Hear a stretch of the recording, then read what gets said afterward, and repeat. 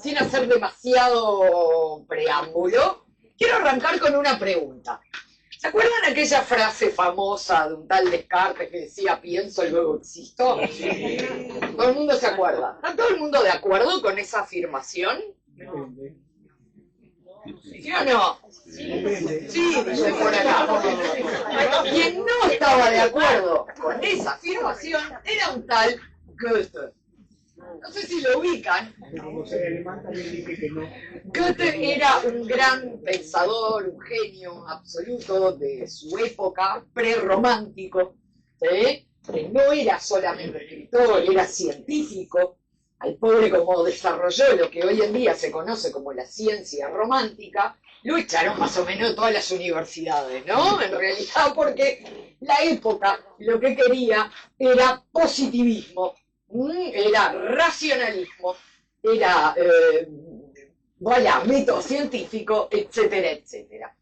Y el problema es que Goethe empezó cuestionando prácticamente todo lo que existía antes.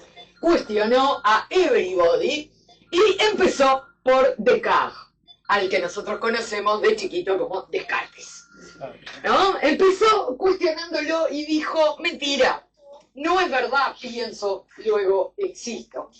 Porque hay un pequeño hic en el medio, que es el sentir.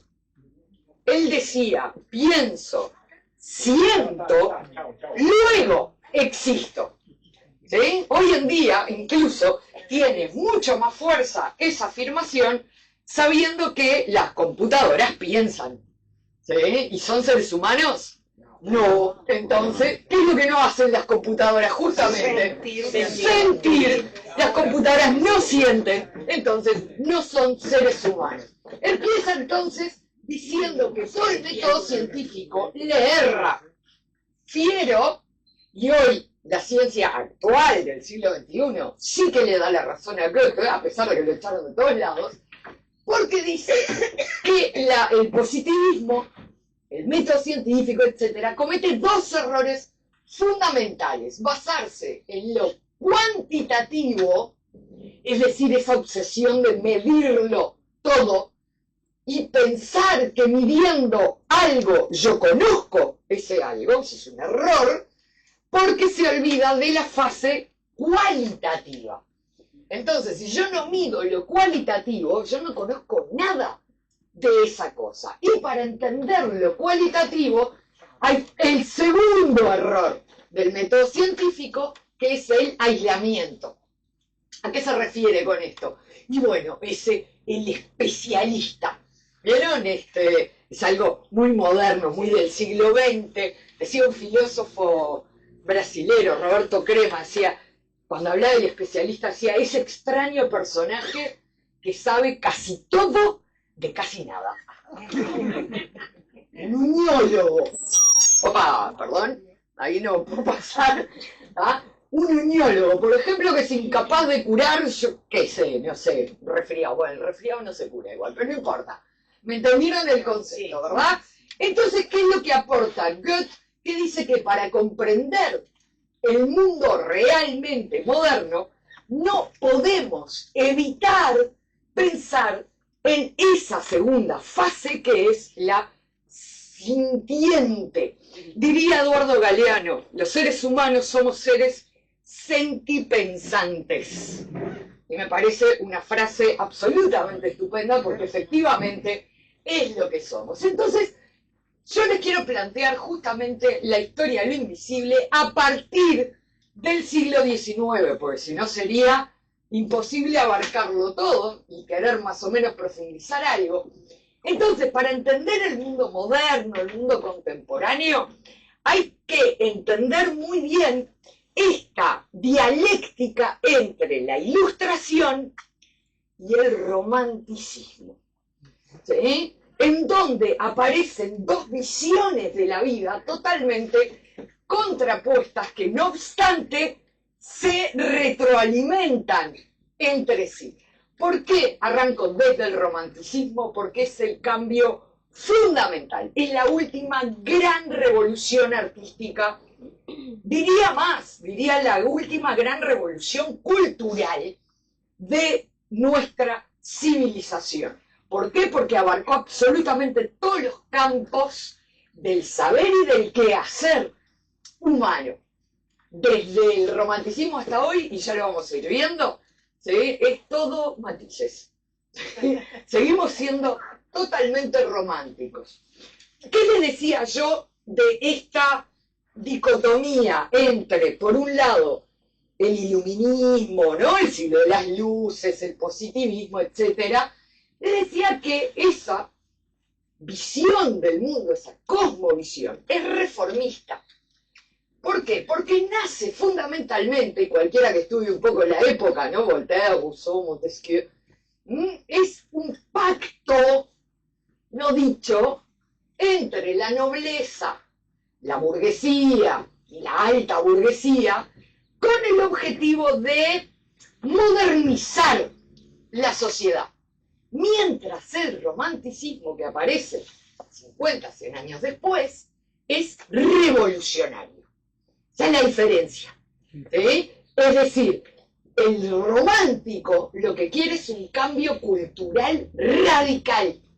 ¿Sí? Nada de andar medias tintas, ¿no? Quiere un cambio total. Para ello, entonces, van a empezar a emerger dos conceptos que a partir del siglo XIX y hasta el día de hoy son absolutamente claves para entendernos a nosotros mismos. Esos dos conceptos son lo subjetivo, que no existía antes, y mucho menos en el método científico y toda esta historia, lo subjetivo por un lado, y le decía lo sublime por el otro. Lo subjetivo, obviamente, ustedes deben más o menos entender de qué va esto de lo subjetivo. Lo subjetivo es la idea en donde la esencia del humano, de lo que somos, rebasa justamente la esfera de lo racional. ¿Sí? Lo racional se queda cortito para explicar lo que es el ser humano, ¿no? Lo que hace a cada uno de nosotros único e irrepetible no es la conciencia, porque la conciencia es compartida entre todos, los conocimientos son compartidos entre todos. Entonces, es la época en que empieza a aparecer una nueva idea del yo. ¿Me explico? Es decir, totalmente distinta a la época cartesiana, ¿sí? En donde pienso, luego existo, y no, flaco, porque si todos pensamos lo mismo, y sin embargo somos seres diferentes. Y es ahí donde empieza a aparecer el yo. El yo como algo no cuantificable, no se puede medir. ¿Cómo mido el yo? ¿Se puede medir? No. No universalizable, básicamente porque todos somos distintos, cada uno de nosotros es un ente distinto del otro, entonces no es universalizable y es incalificable. Es mucho más, y lo sentimos todos en nuestra propia carne, es mucho más de lo que yo puedo explicar al respecto. Lo sublime, en cambio, es un concepto un poquito más complicado de adquirir, de darse cuenta. Porque en general usamos la palabra sublime para decir cualquier cosa que no es lo que en arte conocemos como una categoría estética. ¿Sí? Y para eso traje bueno, lo que pasa es que la pantalla es medio chiquita, yo se las voy a ir contando porque no se ve desde ahí. ¿Sí? Pero hay dos categorías estéticas, hay más, pero hay dos categorías estéticas que nosotros vamos a confrontar: lo bello y lo sublime. Son cosas totalmente distintas. Fíjense, lo bello. ¿Qué es lo bello? Lo bello es aquello que agrada, ¿sí? Que convence, que nos deja en una actitud contemplativa, mansa, ¿verdad? Lo bello tiene que ver con el gusto, con el placer calmo, de observar esa belleza. Mientras lo sublime, lo sublime conmueve, no convence, conmueve, emociona, ¿me explico? Sorprende. impacta. Le voy a poner un ejemplito. Si vemos ahora un accidente de tránsito, ¿todo el mundo mira o no mira? Digan la verdad, Mira. ¿Algunos? Sí. La mayoría. La mayoría. ¿Miramos? Sí. Miramos. ¿Y por qué mira? ¿Es bello? No. No es bello. ¿Y por qué atrae tanto nuestra atención? Si no es bello, ¿qué es? Sublime. ¿En qué sentido? Impacta, atrae, atrapa la atención. Si se dan cuenta, qué lejos que estoy de lo bello, ¿no? Estoy hablando de una categoría estética que tiene que ver con la atracción. ¿Sí me explico? Sí. Les pongo otro ejemplo, a ver, más coqueto. Una puesta de sol. Imaginemos, menos coqueto. Imaginemos que tengo un novio. Tengo un novio, supongamos que tengo un novio. Y yo lo veo a mi novio, que es la cosa más hermosa del universo. Vienen mis amigas y me dicen, es un escracho tu novio. ¿Cómo puede ver bello una cosa que es un petizo panzón pelado? No tiene sentido. Pero para mí sigue siendo bello. ¿Se entiende? ¿Es bello realmente? No. Es sublime. ¿Por qué? Porque me atrae a pesar de que no sea bello. ¿Sí se dan cuenta de la diferencia? ¿Por qué digo esto? Porque la belleza es un concepto objetivo, mientras que la atracción es subjetiva.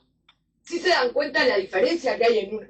¿Por qué digo que es objetivo? Y porque la belleza tiene que ver con la magnitud, el orden, la armonía, la proporción, los cánones.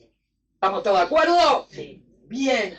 Mientras que lo sublime es indefinible, pierde las formas, no tiene esa armonía, ni una forma organizada, etc. Escapa de todos los límites, no es mensurable. Mientras lo bello es racional, lo sublime es irracional. ¿Se puede mezclar con el amor y lo sublime? Bueno, y sí. Y sí. El amor tanto a todos los sentidos. Sí, en todos los sentidos. De hecho, se sabe incluso que estas dos categorías estéticas impactan en lugares del cerebro diferentes. Lo bello impacta a nivel consciente, el cerebro racional, el neocórtex, mientras que lo sublime es a nivel inconsciente, lo que se llama el cerebro límbico, el cerebro emocional.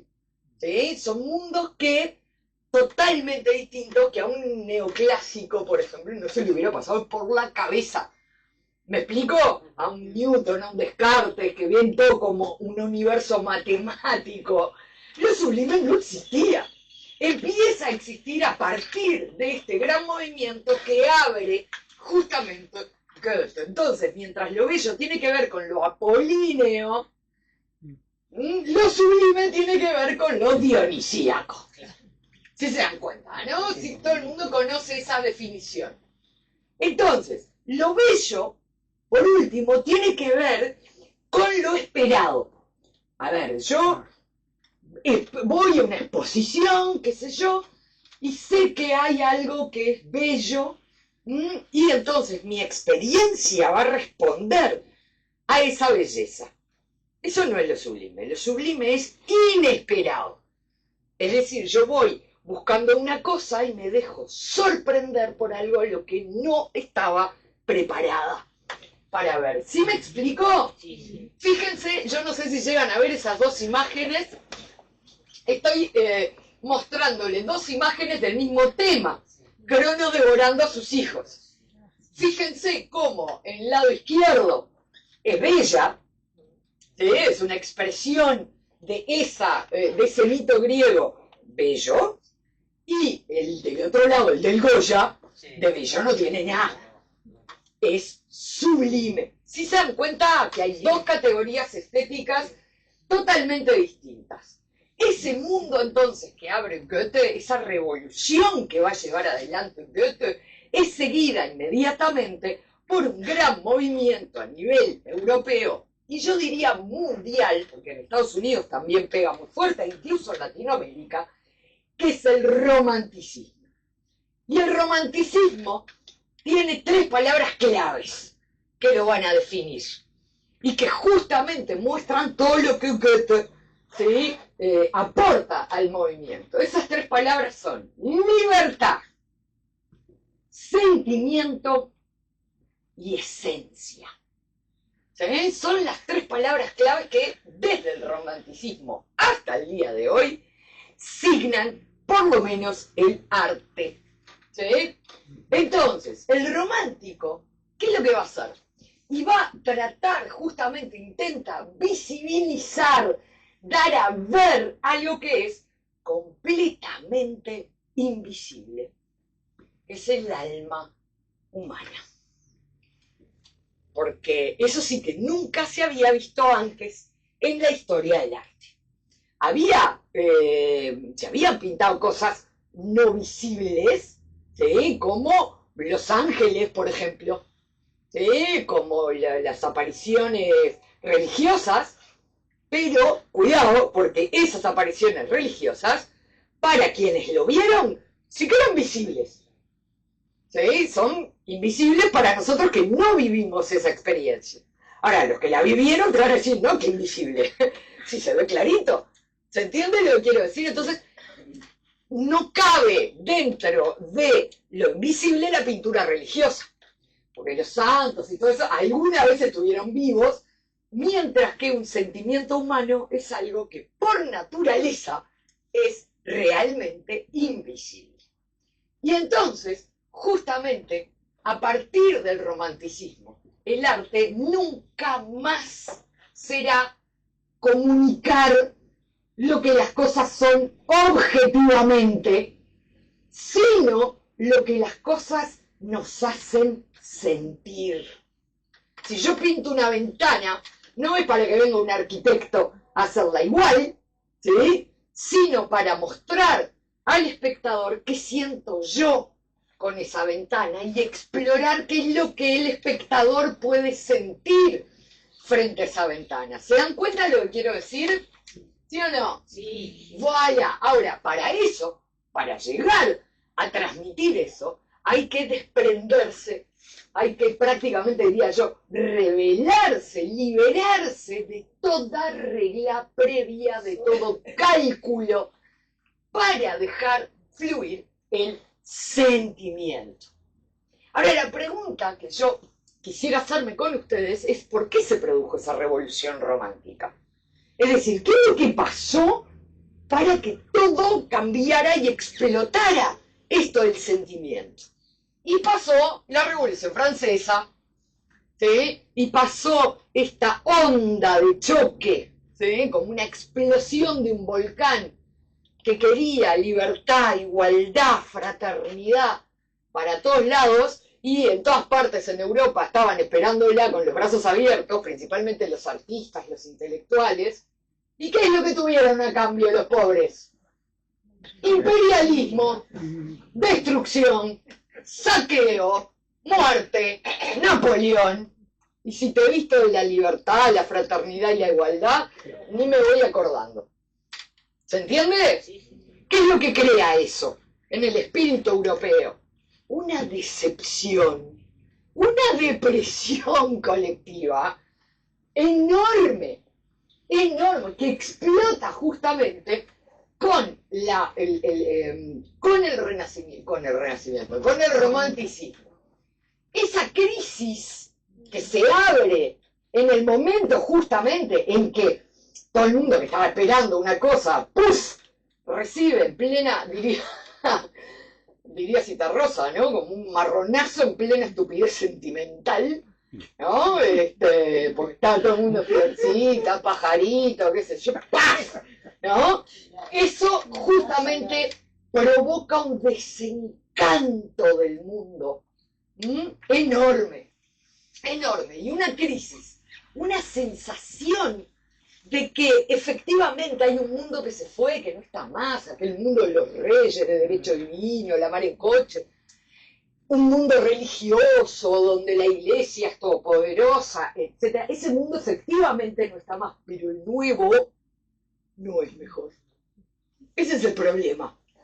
¿Sí? El nuevo mundo es aún peor, es violento, es pasional, desbocado, intenso, de esperanzas rotas, de nada de libertad, nada de igualdad, nada de fraternidad, nada de nada. ¿Se entiende? Imperialismo puro y duro.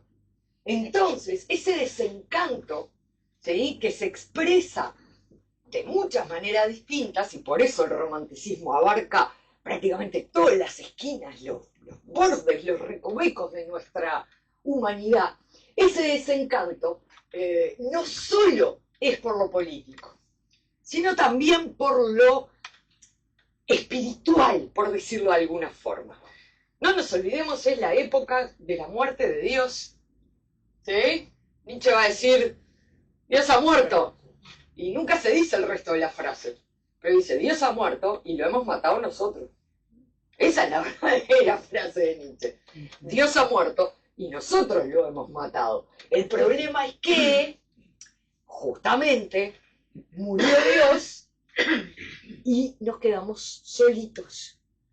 Porque no fue sustituido por otra cosa en la que pudiéramos creer y poner allí nuestras esperanzas. Entonces, todo lo que era cuantificable, universalizable, todo lo que era racional, ¿sí?, se había impuesto prácticamente hasta desechar, hasta oscurecer completamente la parte afectiva, espiritual del ser humano.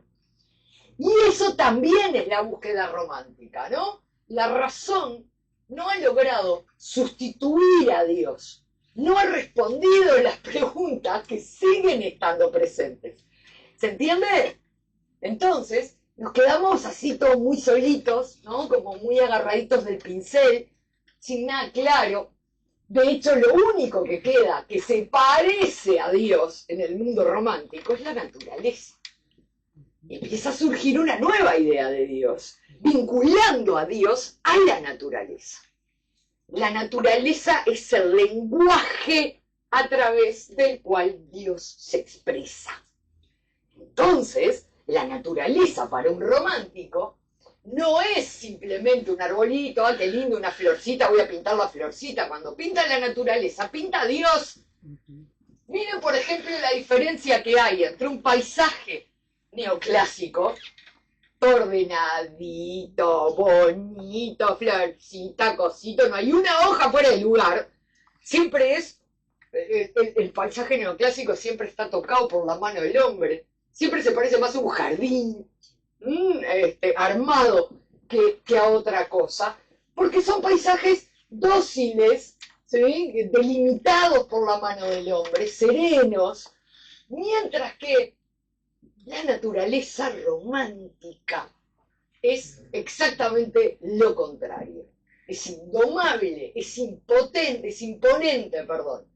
Busca, porque el romántico es el que busca en la naturaleza aquello que el ser humano no puede dominar. No puede ni siquiera medir, cuantificar, ni siquiera prever hasta el día de hoy. Y si no, bicho ni nume. Pero en la otra vuelta no esperábamos un cataclismo así, pum, cayó tres gotas. ¿Sí o no? Sí.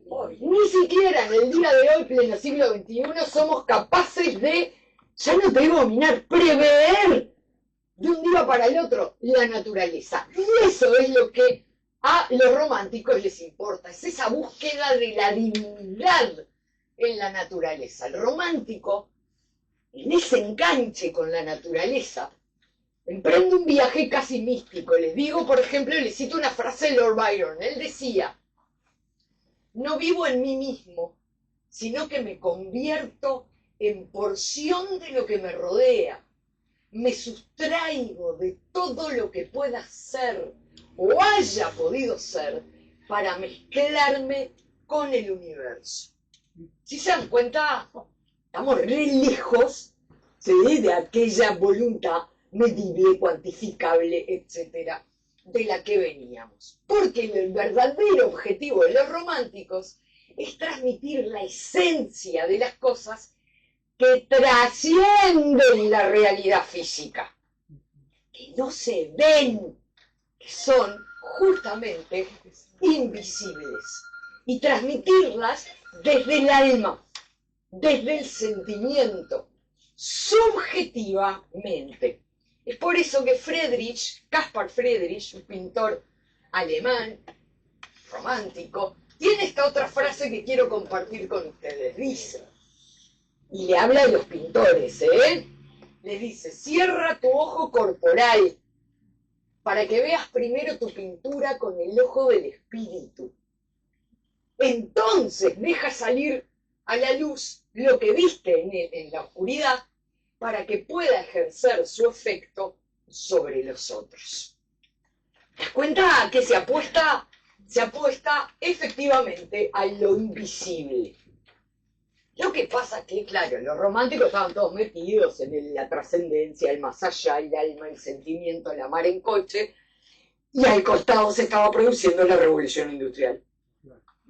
Y entonces aparece toda una corriente nueva de pintores, los realistas, que dicen, les da una especie de cachetada, ¿no? Y le dice, bueno, ustedes están idealizar y metidos allá en Babia, cuando el pueblo más necesita de los artistas para denunciar lo que está pasando.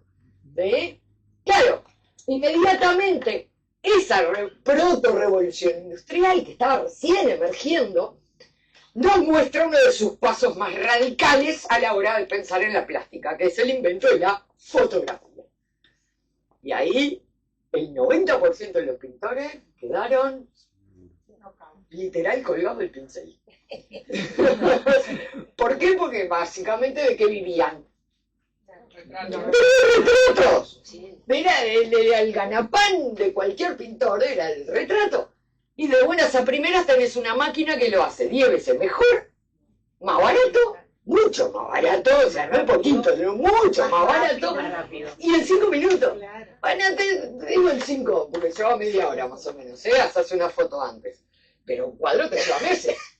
¿Se entiende? Y entonces los pintores se vieron obligados por la revolución industrial a cambiar completamente, digamos, de logiciel, de hardware, digamos, ¿no? Hay que sacar todo lo que había en la cabeza y empezar de vuelta. Y así nace el impresionismo.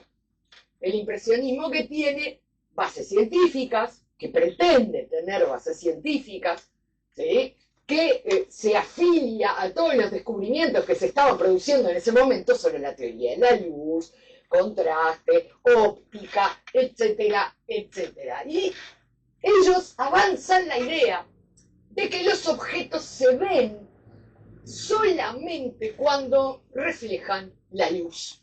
Cosa que es absolutamente cierta. En la oscuridad no hay objetos, no hay nada. Y entonces ellos se van a preocupar fundamentalmente por lo que nos hace ver las cosas, que es la luz. ¿Me explico?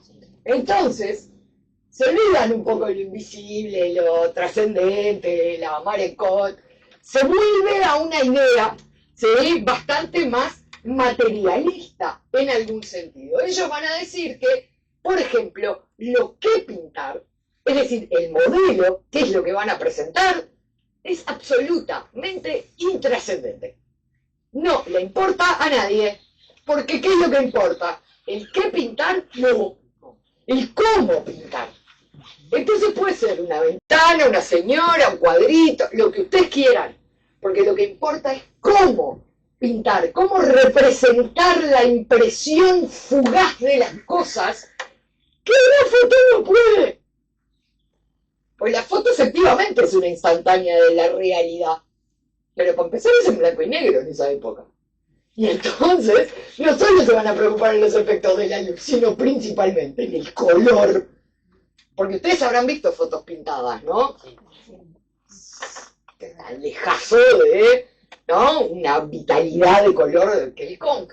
Entonces, ellos justamente van a pintar directo al aire libre, por esa fugacidad, temas intrascendentes, lejísimos de preocupaciones de tipo interior, del alma, mucho menos sociales, totalmente por fuera de todo eso. Claro, lo que pasa es que llega el posimpresionismo, ¿no? Con los grandes genios del posimpresionismo.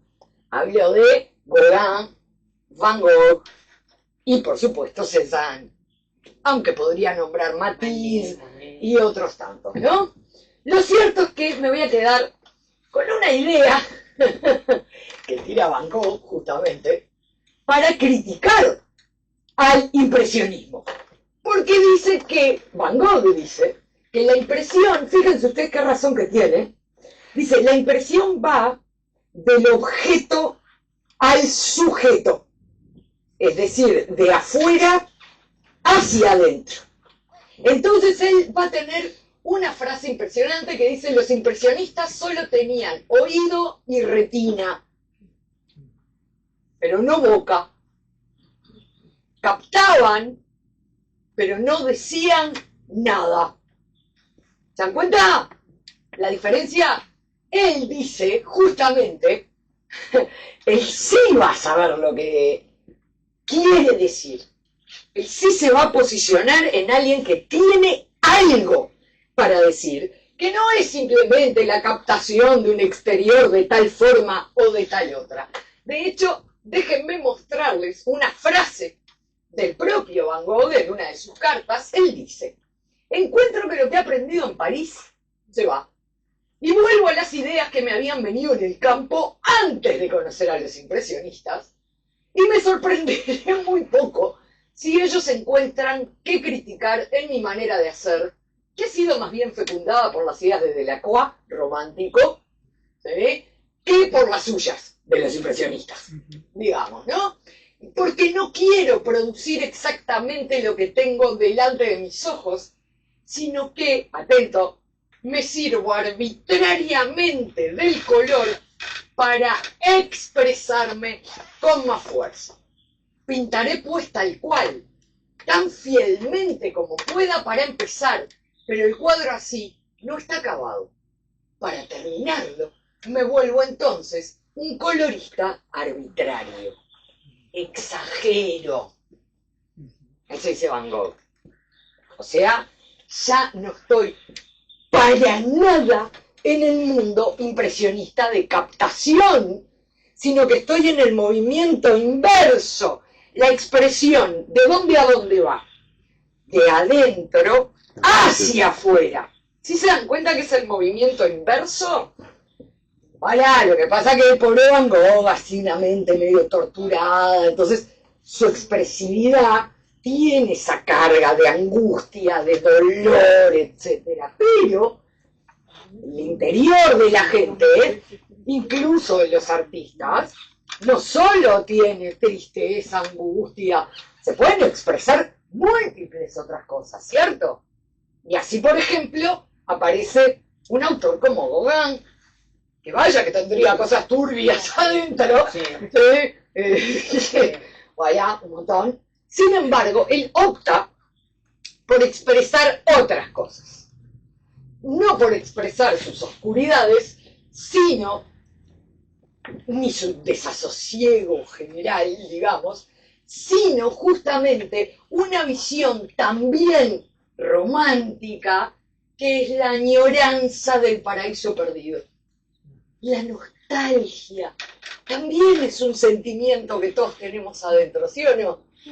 La nostalgia de un tiempo mejor, de un tiempo idealizado, ¿sí?, de un mundo idealizado, cuando no todo lo decidía ni la razón ni la moral, cuando éramos libres, casi como niños, ¿cierto?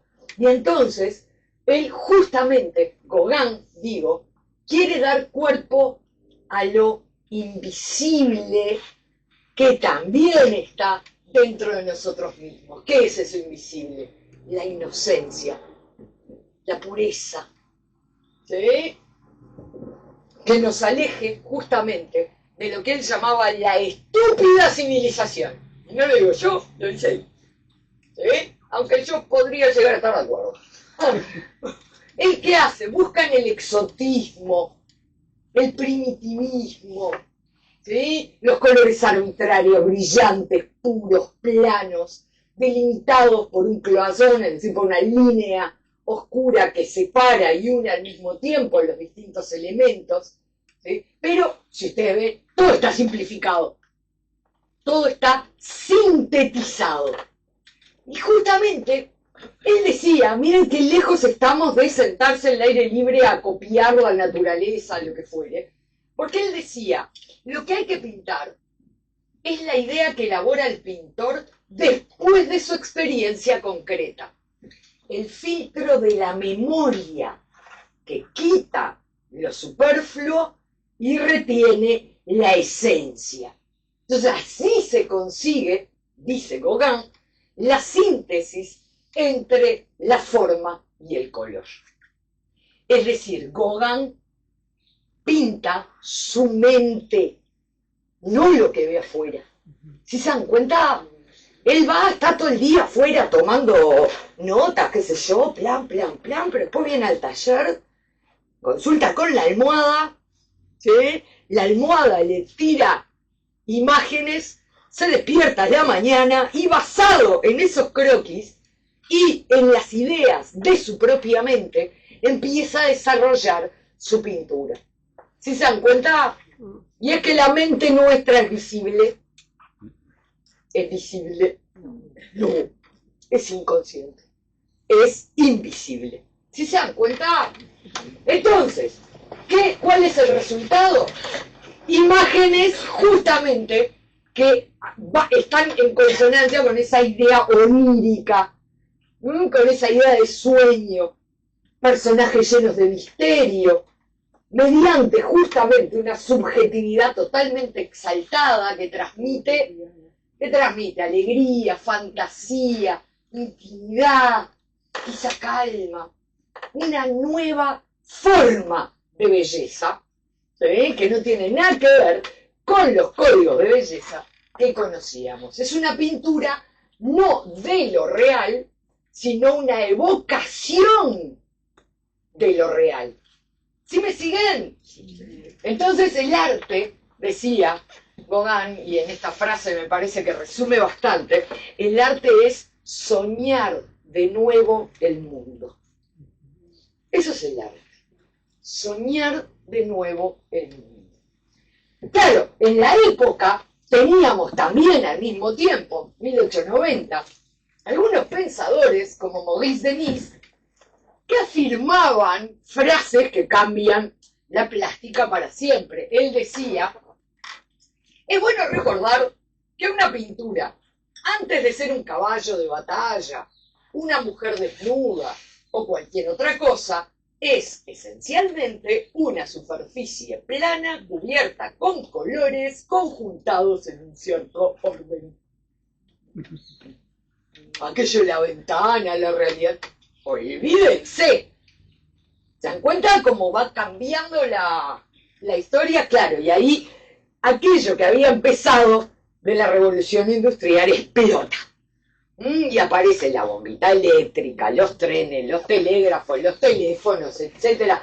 Todo ese mundo que hoy conocemos, que por supuesto, si bien tuvo su aspecto positivo, también tiene un fuerte aspecto negativo, que es la brutal alienación de las masas trabajadoras, que empiezan a vivir en una pauperización total, que si ustedes recordarán, ¿sí? Nunca mejor quizás expresado que en tiempos modernos de Chaplin, ¿sí? Esa miseria en la que caen enormes proporciones de la población, ¿sí?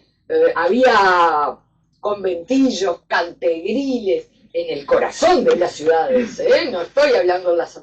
No, todo el centro de Londres era un cantegril, por ejemplo, porque las fábricas estaban allí, y así vivían, justamente, y así se crió alguien, ¿tá? En un lugar como esos, ¿sí? En esos conventillos, como Chaplin. Entonces, claro, también están los nuevos ricos, o sea, los ganadores de la industrialización, ¿no? Los Ford, etcétera.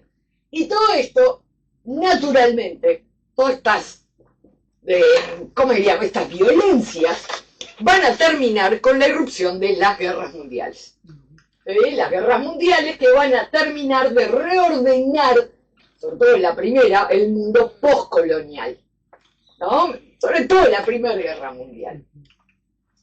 Claro, el problema es que al principio del siglo XX tenemos por un lado la revolución industrial, pero tenemos por el otro lado una revolución intelectual, muy potente, quizás hasta más potente que la revolución industrial. ¿Por qué? Y porque vinieron algunos nenes como Marx, como Freud, como Einstein, y el mundo aquel que nosotros creíamos conocer, es como si estuviéramos parados, ¿no?, arriba de una alfombra, nos hubieran sacado la alfombra y quedáramos todos perdidos, sin entender gran cosa de cómo era el mundo, porque el marxismo nos hace ver la historia de una forma totalmente distinta, en donde el motor de la historia ya no es la voluntad divina, como era hasta ese momento, sino la lucha de clases. Entonces hay que romper todos los esquemas y pensar la historia de vuelta. Viene Freud y nos dice que lo que nosotros creíamos saber de nosotros mismos, olvídalo, el 3/4 de lo que sos vos, lo que soy yo, no tenemos ni idea, es el inconsciente, y en realidad somos todos unos de neurótico para arriba, vamos a decir ahí, para no ofender, ¿no? Entonces, ¿qué es lo que pasa? Ya no entendemos quiénes somos nosotros mismos. No solo no entendemos la historia y cómo llegamos hasta acá, sino que tampoco entendemos quiénes somos realmente. Pero bueno, todavía quedan algunas cosas sólidas. A ver, el piso es sólido. Nadie me lo va a sacar. Hasta que vino Einstein. Y te dijo, mira, la verdad es que el piso que está pisando es justito ahora sí por una configuración, pero no, tampoco, ¿sí? Porque todo es relativo. El espacio es relativo, el tiempo, que era lo único que podíamos decir era estable, tampoco. Entonces, ¿cómo quedamos? Quedamos absolutamente perdidos, ¿sí? La gente que tenía cierta sensibilidad, los intelectuales, los artistas, quedaron tan perdidos que explotó justamente el expresionismo, ¿sí? Que es la primer gran vanguardia del siglo XX, ¿sí? Es probablemente el movimiento que pega una patada literal a todo lo anterior e inaugura el siglo XX. Y miren lo que Hermann Bahr decía sobre el expresionismo. Decía, jamás ninguna época ha conocido tal horror, una angustia tan mortal. Jamás el hombre ha sido tan minúsculo, nunca tuvo tanto miedo. Jamás la alegría y la libertad fueron tan lejanas. La época toda entera no es sino un grito de desesperación. También el arte grita en plena oscuridad y pide ayuda y pide alma. Eso es el expresionismo. ¿Se dan cuenta? 1900, 1905, 10, 15. Hasta el día de hoy hay arte expresionista. ¿Qué es entonces el expresionismo? Es justamente una búsqueda subjetiva de la expresión que trata de no someterse a ninguna ley previa. Porque todo lo de antes ya no tiene ni un gollete. Entonces, van a utilizar algunas estrategias plásticas, ¿sí? La deformación de la realidad. Y ustedes me dirán, bueno, pero deformarse ya. El Greco ya había deformado. Los manieristas ya habían deformado. Entonces, ¿dónde está la novedad? Pero esas deformaciones manieristas buscaban otra cosa. No buscaban la expresión interna del alma del artista, buscaban una nueva forma de elegancia. ¿Sí? Buscaban lo raro, lo exótico. En cambio, el expresionismo lo que busca es la deformación emocional de la realidad. Y entonces va a acudir a la desproporción, la distorsión de las formas según un impulso exterior. La esquematización, la reducción de las formas a lo esencial, por ejemplo. Ven que palabras vuelven 1, 2, 3 veces. ¿Sí? La libertad absoluta y radical, sin la cual no hubiera podido haber este movimiento. ¿Sí? Ellos, por ejemplo, utilizan los colores y los trazos de forma totalmente novedosa y libre.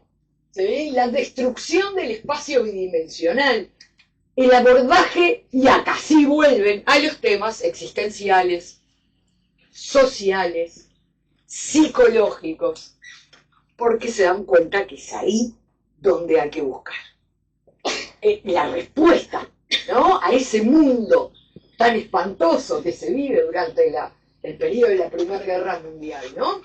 Entonces, de alguna forma nos presentan un arte que es la primera vez, además, que no trata de ser bello, que trata de ser sublime. ¿Se entiende? Apuesta justamente a que se te remueva las cosas, a que se te remueva adentro algo. No a que te sientes a mirar y que digas, ¡ay, qué bello! No, no. Apuesta a cachetearte, despertarte. ¿Se entiende?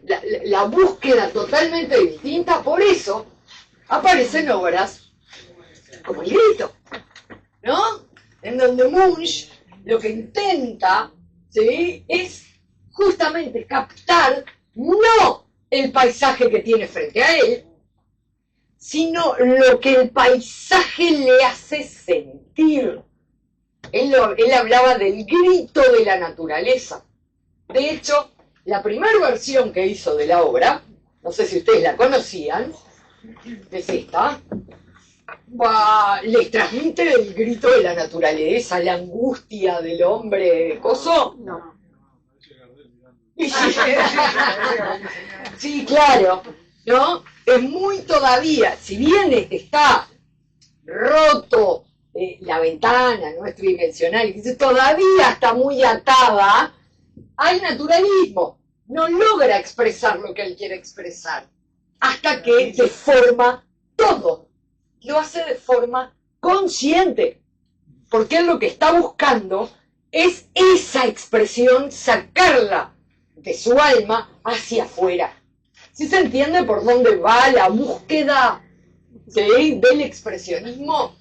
Estas figuras onduladas, bueno, no voy a tener tiempo de hacer todo el análisis de la obra, pero fíjense cómo al mismo tiempo Munch está tratando de sacar eso que siente, que es invisible obviamente, ¿no?, hacia afuera, hacer visible lo invisible, pero hay otros, ¿sí?, Kirchner, por ejemplo, etcétera, que en realidad se dan cuenta que la subjetividad no solo sirve para expresar la interioridad, sino que es una nueva forma de verlo todo. ¿Sí? La sociedad, el mundo, todo, lo veo desde lo subjetivo, desde adentro. Entonces, desarrolla un nuevo tipo de arte, ¿sí?, que sean formas subjetivas, más que subjetivas, diría, subversivas. ¿Sí? Porque, por ejemplo, miren esas señoras en Potsdamer Platz, que podría ser una cosa muy bonita, ¿sí?, de 5 señoras paseando por la plaza, todas muy orondas con sus lindos vestidos. ¿En qué se transforma? Bajo la mirada subjetiva del autor, en una crítica ácida completamente, ¿no?, descarnada, revolucionaria, que en realidad lo que hace no es mostrarme 5 señoras caminando por el Potsdamer Platz. ¿Qué me muestra ahí?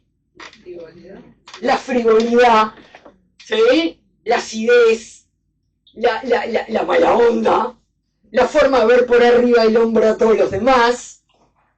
Es una crítica social envuelta en un cuadro, ¿ah?, que por primera vez empieza a demostrar que lo subjetivo no solo está dentro, Lo subjetivo es una forma de ver el afuera desde adentro. ¿Sí me explicó? Entonces, a él le interesaba expresar, y cito, la abyección y los oscuros deseos que laten en el fondo de algunos seres humanos. Voilà. Se dan cuenta, una especie de exploración bajo la superficie, ¿sí?, de esa sociedad que él considera hipócrita. Tenemos, ¿no?, primero Gauguin, que la consideraba estúpida, y ahora Kirchner, que la considera hipócrita. Como que a la sociedad, palo y palo, ¿no? La armonía y la belleza, dice Kirchner, del hipócrita arte clásico, no logran transmitir el sufrimiento, la violencia, la pasión, que son parte del ser humano. O sea, lo bello no alcanza para expresar la complejidad del ser humano. ¿Sí se dan cuenta? Claro que lo bello es fundamental, expresa parte nuestra, pero parte no alcanza. ¿Sí se dan cuenta? Por eso aparecen estos movimientos. Hasta que llegamos a otro que arranca como expresionista, pero que después sigue su propio camino, que es Kandinsky. Kandinsky estaba exactamente en esa línea, todo a pie juntillas, igual que... Solo que un día llega a la casa, yo digo que con un par de tragos arriba, o alguna otra cosa, se tira ahí, ¿no? En la casa, ¿vieron que son las casas de los pintores? Lleno de cuadros tirados por todos lados, ¿no? Y entonces en una cuenta que estaba tirado ahí y vio un cuadro de él ahí abajo y dijo, ¡wow! ¡Qué bueno que está esto! Las sensaciones que me transmite. Pero él no lograba distinguir qué cuernos era. Hasta que se levantó y lo dio vuelta. Dijo,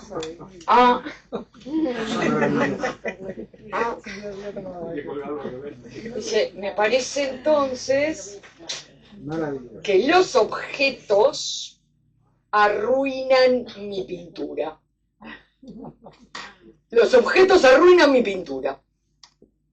Y entonces se empieza a preguntar qué poner en lugar de los objetos. O sea, ¿qué cuerno puedo pintar si no son objetos?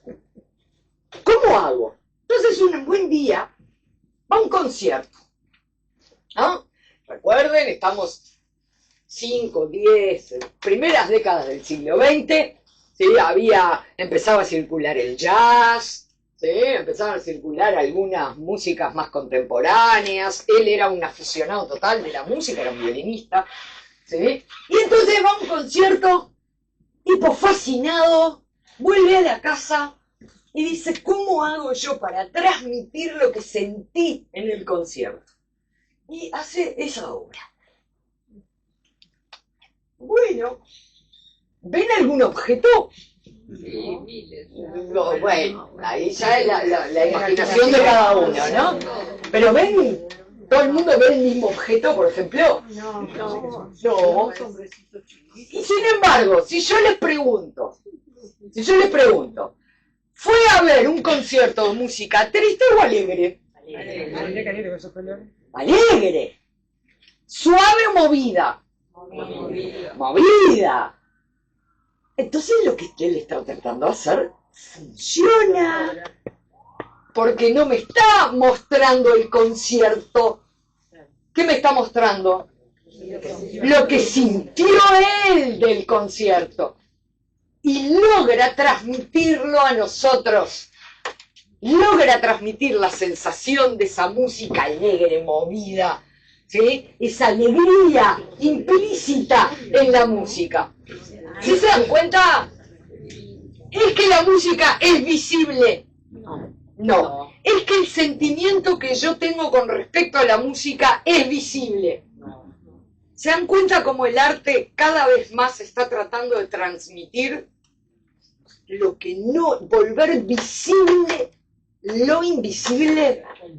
¿Sí lo notan? Sí. Voilà. Entonces, luego, yo, no me da el tiempo, porque tenía más, pero tengo que cortar un poco. Luego hay otro carácter. Ya vimos el sentimiento, ya vimos la libertad, nos falta la famosa esencia, de la que buscan los románticos. Pasa que los románticos son idealistas, ¿eh? Es decir, parten de la base de que existe una cosa que es la apariencia y otra distinta que es la esencia. No está probado, pero la mayoría de la gente parece creer que eso existe. Entonces, aparecen autores como Cézanne, me retrotraigo un poquito para atrás, porque Cézanne es quizá el primero del mundo moderno, renacimiento, diría yo. El primero en realidad fue un tal Piero de la Francesca, que tiene menos prensa de lo que debería, porque es el primero en haber dicho que la esencia de toda apariencia radica en las figuras geométricas. ¿Por qué? Porque la figura geométrica es un ideal. ¿Hay, por ejemplo, en la naturaleza cuadrados perfectos? No. Claro que no. También. ¿Ah? ¿Y dónde están los cuadros perfectos? ¿Dónde están? En la cabeza, en nuestra cabeza. ¿Se dan cuenta? En nuestra conciencia. Y entonces Cézanne retoma ese camino y fíjense lo que dice. Si quiere ser verdadero, además de bello, él todavía estaba pensando en términos de bello, además de bello, el arte no debe imitar la naturaleza, pues solo imitaría sus apariencias. Debe inventarla de modo paralelo. O sea que no me sirve de nada yo copiar igualito el árbol que estoy viendo acá, porque ese árbol que yo copie igualito es una apariencia, no una esencia. ¿Sí se dan cuenta? Entonces él no quiere representar la realidad ni como apariencia, ni como expresión sentimental. Él es un tipo racional, ordenado, metódico, sino él lo que quiere es rescatar de la realidad, ¿sí?, la esencia de las cosas que solo es posible ver con la conciencia nuestra. ¿Se entiende? Pues son ideas. Entonces, las apariencias, según él, engañan. Él dice, si yo quiero revelar la esencia de algo, debo buscarlo en lo que sé de ellas. A ver, si yo digo, por ejemplo, el arbolito ese que yo copié recién igualito, el arbolito ese necesita, yo qué sé, sol, agua, clorofila, ¿no?, para hacer sus procesos y seguir sobreviviendo. ¿Cuál es más esencia, el dibujo o esta afirmación? Esta afirmación tiene más que ver con el árbol, ¿verdad?, que un dibujo, que simplemente me muestra la apariencia del árbol, pero no su vida. ¿Se entiende? Entonces, ¿dónde radica la esencia de las cosas? ¿En la apariencia? No, en lo que yo sé de ellas. ¿Sí me siguen? Bueno, si lo siguen a Cézanne en todo caso, ¿no? Entonces dice, la materia puede reducirse esencialmente a figuras geométricas que son la base de toda configuración. Es a partir de ahí que expresa Cézanne otro objetivo romántico, que es esta búsqueda de lo esencial, de reflejar la esencia de las cosas que, y eso sí se da cuenta Cézanne, que no se había dado cuenta antes, si yo pinto, ¿qué puedo pintar? El escudo, ahí. Yo pinto el escudo igualito. ¿Es que realmente estoy pintando ese escudo? No. ¿Qué es lo que estoy pintando? Mi punto de vista. Porque si yo me corro para acá, ¿es el mismo? No. Ya cambió. Cambió él, cambié yo, cambió todo. ¿Se dan cuenta de lo que quiero decir? Entonces, ¿qué es lo que hace? Cézanne inventa la visión binocular. Por ejemplo, ahí ven que hay dos perspectivas distintas. El plato de cerezas está visto de arriba y el plato de Urano está visto de costado. ¿Lo ven? ¿Por qué? Porque justamente lo que él trata de expresar con esa imagen es que incluso el punto de vista del artista o del espectador que se sitúa frente a la obra es una arbitrariedad y no tiene nada que ver con la esencia del objeto. Es arbitrario. Es donde yo elijo pararme para verlo. Y nada más. ¿Se dan cuenta por dónde va? Entonces, claro, a partir de todo esto que rompe la perspectiva, creando esta visión binocular, es que un poco más adelante los cubistas, ¿sí?, van a seguir profundizando esa idea. ¿Sí? Ya decía Platón, y esto lo recuerda Picasso, ¿sí? Platón decía que la verdad está por encima de la apariencia. Lo podrían decir también los medievales, que los medievales diferenciaban muy bien verdad y realidad. Eran dos conceptos distintos, la verdad era trascendente, la realidad sí era lo que yo tocaba, palpaba, etcétera, ¿no? Entonces, ¿ellos qué tratan de plasmar? Tratan de plasmar justamente la esencia de las cosas. En el cubismo, por ejemplo, no importa la luz, no importa el color, importa poca cosa, pero lo que importa y mucho. ¿Qué es lo que importa en el cubismo? Plantear todos los puntos de vista posibles como una visión caleidoscópica para tratar de captar la esencia de las cosas independientemente de mi punto de vista. Pero van más allá que Cézanne porque vinculan el objeto al universo. Si ustedes ven bien, no me da tiempo a profundizar, pero las obras cubistas abren los objetos hacia el universo. Universo, o sea, fondo y figura, ya no son dos unidades separadas. Se mezclan totalmente. ¿Por qué? Porque los objetos están en un tiempo y en un lugar, ¿sí?, determinado. ¿Determinado por qué? Por la incertidumbre. ¿Determinado por qué? Por aquello que nos planteaba Einstein, ¿no? ¿Cómo se llama? Lo relativo. Entonces, el tiempo es relativo, el espacio es relativo. ¿Se dan cuenta? Ahí van más allá. En la búsqueda de lo esencial, van más allá de lo que había ido Cézanne.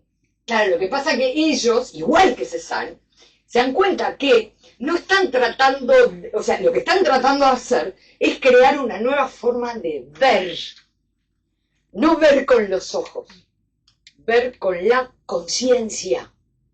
Y como lo que tratan de hacer es crear una nueva forma de ver, los objetos que van a mostrar tienen que ser bien simples. ¿Sí? Jarrita, vasito, botellita, violincito, guitarrita. ¿Me explico? Porque lo que te quiero mostrar es, mirá cómo se puede ver distinto.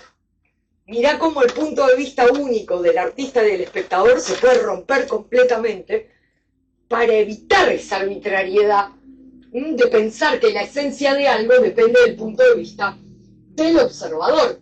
Entonces, fíjense ustedes, todos los objetos del cubismo son sencillitos, ¿sí? Porque, ¿qué están haciendo? Están buscando la esencia del objeto. Esencia que, claramente, es invisible, totalmente invisible.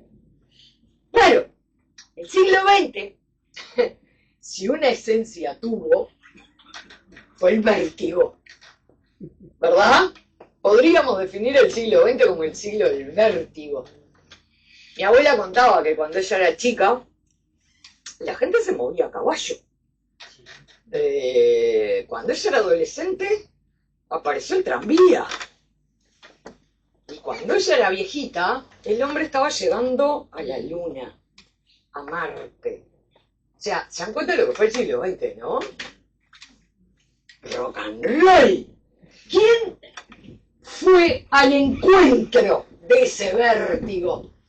¿Quién trató de imaginar cómo mostrar algo que es invisible? Como el dinamismo. ¿Por qué el dinamismo es invisible? Porque el dinamismo no es la velocidad. A ver, la velocidad es algo medible, mensurable. kilómetros por segundo, ¿no? 6 metros por hora, etcétera. O sea, se puede medir la velocidad, el dinamismo no. Porque ¿qué es el dinamismo justamente? No es cuantificable, es la posibilidad interna de movimiento que me sugiere una cosa. Eso es invisible, ¿no? ¿Sí o no? El dinamismo es invisible. Es más, diría yo, ¿cómo puedo plantear en un cuadro que por naturaleza es fijo, es algo que no se mueve, ¿sí? ¿Cómo puedo plantear el dinamismo en algo que de naturaleza es quieto? Bueno, esta fue la pregunta que se hicieron los futuristas en Italia, más o menos en la misma época que los expresionistas en Alemania y que los cubistas en París. En Italia lo que estaban buscando era cómo transmito eso que es incalificable, ¿no? Que es el dinamismo. ¿Cómo plantearlo? Y entonces se dan cuenta a partir de el análisis de lo que llamamos las líneas fuerza. A partir del color vibrante, brillante, ¿sí? Pero sobre todo a partir de las líneas fuerza, cómo trabajar con las líneas para dar sensación de dinamismo, aunque el objeto esté quieto. Es que eso les transmite dinamismo. ¿Lo ven? Sí, sí. ¿Sí, no? Sí, sí. Todo el mundo siente la velocidad, ¿sí? de ese auto en medio de esos colores de fuego, que es lo típico del motor a explosión, ¿no? La chispa, el fuego, ese dinamismo justamente acelera el ritmo visual. Noten ustedes cómo empieza un ritmo visual lento, ¿sí? O sea, separada cada línea y cómo se va acelerando. ¿Lo ven? Se va haciendo cada vez más rápido, más rápido, más rápido. Esa plasmación de esas líneas fuerzas, de esos ángulos que se van modificando, ese rojo, etc., producen entonces esta idea, ¿sí? Tan dinámica, tan vertiginosa, de algo que, si yo lo quiero analizar científicamente, es imposible de transmitir en una imagen quieta. Y claro, me queda, obviamente, algo que nunca se ha podido ver, que es el inconsciente. Cuando aparece Freud, ¿no? Y nos tira todas estas ideas del inconsciente, todo. Lo que más le interesó a todos los artistas fue básicamente descubrir que existe una especie de autopista para entrar al inconsciente, que antes no existía, que es justamente los mecanismos que explica Freud que se suceden durante el sueño para evitar la censura. Ustedes saben que nosotros todos funcionamos en base a autocensura, ¿no? Yo ando haciendo todo lo que quiero por ahí, ¿verdad? Ni ninguno de nosotros. La autocensura, entonces, es una base fundamental para poder vivir en un mundo. Sí, pero al mismo tiempo, esa censura es la que nos impide llegar a nuestro inconsciente. Y Freud nos muestra, en el análisis de los sueños, cómo vencer esa censura. Porque nos muestra cómo funcionan los sueños para vencer esa censura. Y entonces aparece el surrealismo. Y el surrealismo apuesta justamente al instinto que se manifiesta en automatismos, sueños, asociaciones libres, alucinaciones de todo tipo, pelicolor, en donde primero el cuadro se pinta sin saber mucho igual que estás haciendo y después se interpreta, como cuando uno tiene un sueño, ¿vieron? Yo tengo el sueño primero, después me levanto y se lo cuento a alguien. No le voy a contar a alguien primero y después tener el sueño, ¿verdad? No funciona de esa forma, ¿no? Entonces, efectivamente, el problema es que si yo lo que quiero hacer es pintar esos sueños, tengo que volver al naturalismo. Es que la abstracción me permite contar esos sueños, esas narraciones. No, puedo transmitir sensaciones, ¿sí? Pero no visiones. Y lo que el sueño tiene son visiones. Entonces, los pintores surrealistas vuelven al naturalismo para expresar la idea de estos sueños, para que estos sueños parezcan reales. Entonces vamos a ver, y no quiero profundizar demasiado, hay dos formas muy típicas de violar la censura en los sueños, ¿sí? Que son el desplazamiento y la condensación. No les voy a dar acá una charla de psicología, no se preocupen, pero lo cierto es que lo surreal en Magritte tiene que ver con el desplazamiento, es decir, poner objetos ordinarios totalmente fuera de contexto, en un contexto inesperado, que lo vuelve sublime. ¿Por qué lo vuelve sublime? Por la sorpresa, porque es inesperado, porque no tiene nada que ver con lo que yo pensaba previamente, ¿sí? Porque desborda los límites de lo posible.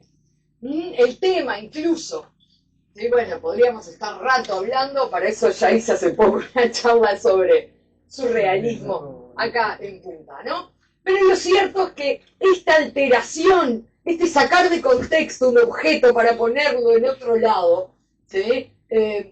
Construye una poesía nueva, simbólica, que lleva al límite del cuestionamiento sobre la presentación versus la representación.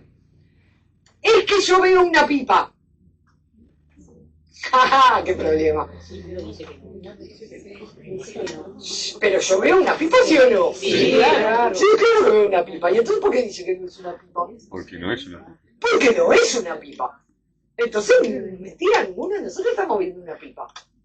¿Qué es lo que estamos viendo? La representación. Vaya, la representación bidimensional de un objeto tridimensional que sirve para fumar. Es que yo puedo enrollar esto y fumarlo. Los mato al que lo haga. ¿No? Pero lo cierto es que efectivamente se plantea el tema a partir de esto. ¿Qué es eso entonces que estoy viendo? Es lo que en semiótica se llama un atractor. ¿Qué es un atractor? Es una configuración gráfica cualquiera que me trae de mi memoria, de algún lugar de mi memoria, ¿sí? Algo que yo recuerde con esa configuración. ¿Me explico?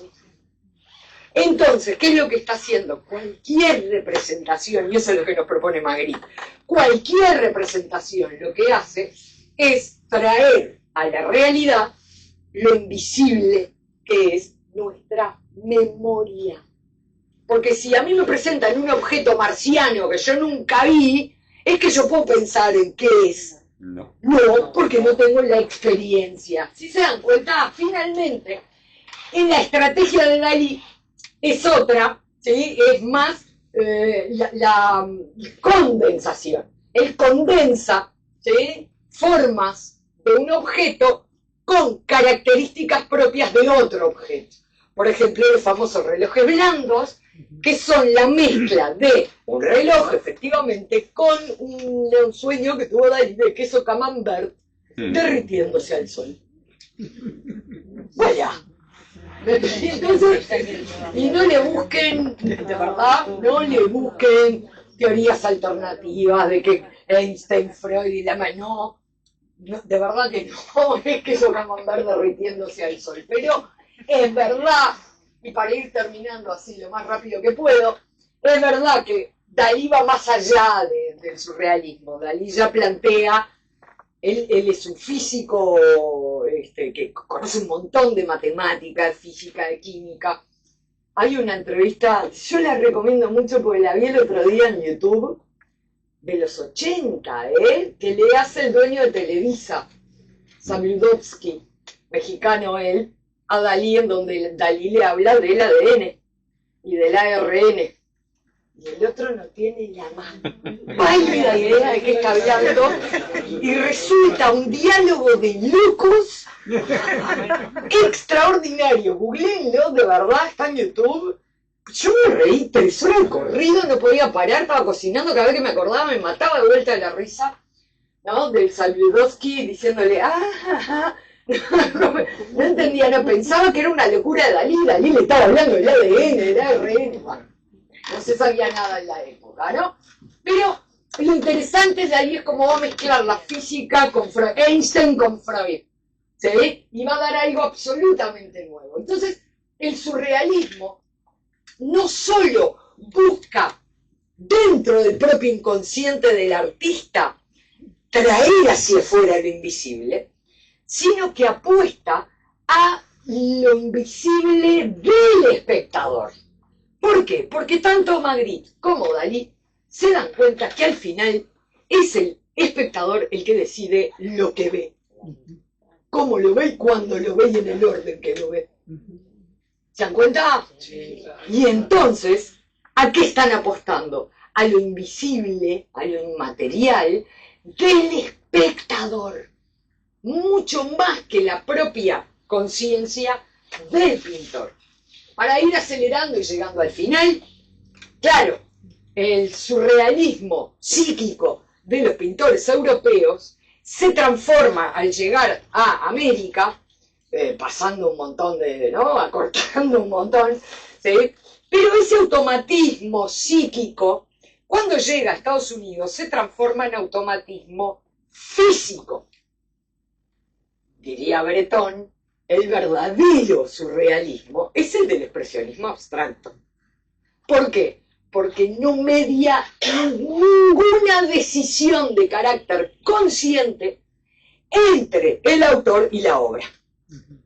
Es al contrario, es una especie de danza que se hace, ¿sí? Y que los restos materiales que van a ser el cuadro, en realidad son esos, un resto material del evento artístico que es el hecho de pintar, ¿sí? En realidad buscan crear en el momento de la pintada una emoción que luego, cuando el espectador la vea, sienta la emoción que tenía el pintor en el momento de pintar.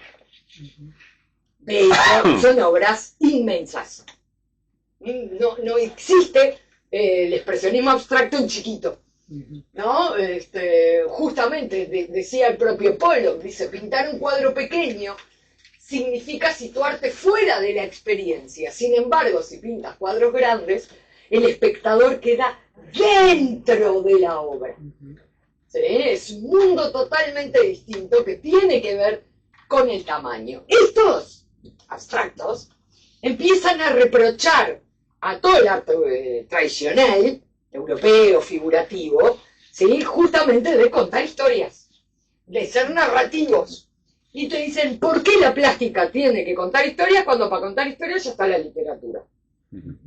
La plástica no tiene que contar historias, la plástica tiene que ser autónoma de las historias, ¿sí? Tiene que existir por sí misma, por separado de cualquier relato, como única forma de hacer visible lo invisible.